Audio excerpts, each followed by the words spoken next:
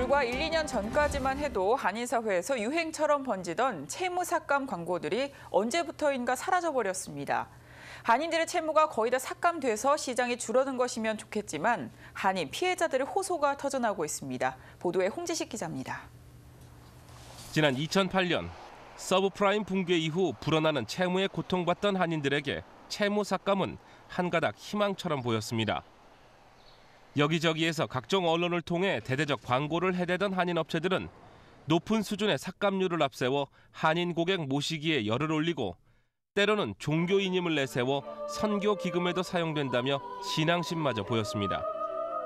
그런데 피해를 봤다는 한인들이 눈에 띄게 늘고 있습니다. 제가 크레딧 카드 뷰트하고 컬렉션 부채가 한 5만 2천 불 정도 있었어요. 그런데 이제 크레딧 삭감 회사에서 40% 정도로 삭감해 주기로 하고 2년 동안 빠져나간 게 한 14,000불 정도 되고요. 그대로 지금으로부터 한 7, 8개월 전부터 그대로 연락이 안 되는 거예요. 전화도 안 받고 아예 없어지는 바람에 제 크레딧을 더 망가지고.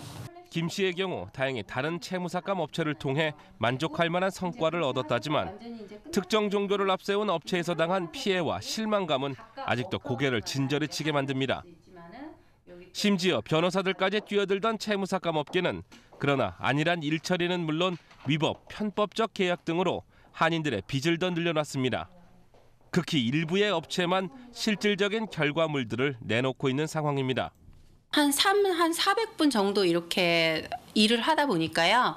거진 한 70% 이상은 그런 경험이 있으세요. 이건 변호사가 하냐 개인이 하느냐가 중요한 문제가 아니라 얼만큼 거기에 대해서 책임을 지고 일을 하고 또 되지 않았을 경우 어떤 식으로 보상을 해주냐지 여태까지 오신 분들을 보면 다 페이먼트를 내셨지만 거기에 대한 보상을 못 받으셔서 그래서 이제 금전적으로 또 정신적으로 손해를 보시는 거죠. 이 업체가 취재진에게 보여준 실제 사례들에는 수만 달러의 채무로 인해 두터워진 크레딧 기록들이 모두 없어지고 크레딧 점수들도 크게 올랐습니다.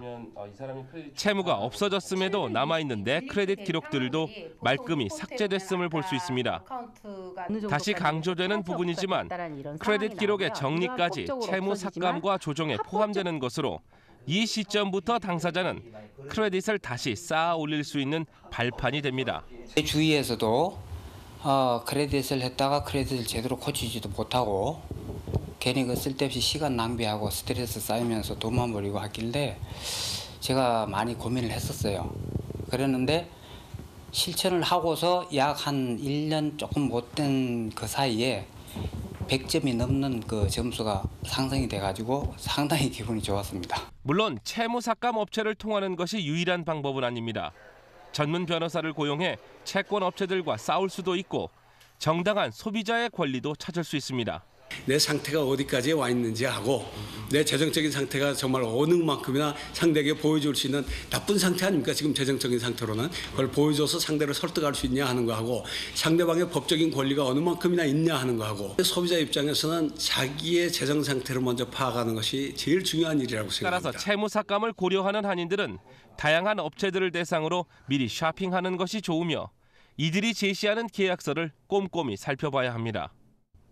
일이 안 됐을 때 어떤 회사에서 어느 정도까지 보상을 해주나 그런 개런티 조항들을 꼭 확인하신 계약서, 그 다음에 이제 계약서에 많은 분들이 이제 영문 계약서가 이해가 안 되실 때는 꼭 한국말 계약서로 번역된 계약서를 요구를 하셔서 그 계약 자체를 본인이 완전히 이해하시고 계약하시는 게 또 하나의 가장 중요한 일이라고 생각합니다. 또한 선수수료가 있거나 트러스트 어카운트 개설을 요구하는 업체는 피하고 귀가 솔깃할 만큼 높은 변제율을 앞세우는 업체도 가지 않는 것이 바람직합니다. 프라임 뉴스를 통해서도 이미 수차례 보도된 바 있는 이 문제들이지만 최근 문제의 업체가 다시 상호를 변경하고 영업적의 움직임을 보이고 있어서 한인들의 각별한 주의가 요망됩니다. 그렇다면 채무 삭감이나 변호사를 찾아가지 않게끔 내 크레딧을 잘 유지하고 지킬 수 있는 빠른 방법은 없을까? 그러니까 가장 쉽게 말씀드리면 333 법칙이라 그래서 카드는 3개 정도, 그다음에 빚은 항상 30% 미만으로 유지를 해주시고요. 메일이나 페이머니 항상 3일 전에는 도착하실 수 있게 체크업을 자주 하셔야죠. 예. 전문가들은 통상 깨끗해진 크레딧을 기준으로 100점 정도 올리는데 3개월이 필요하다고 밝히고 큰 액수보다 꾸준한 거래 내역이 사용자의 지불 능력과 신뢰도를 높인다는 설명입니다. LA18 홍재식입니다.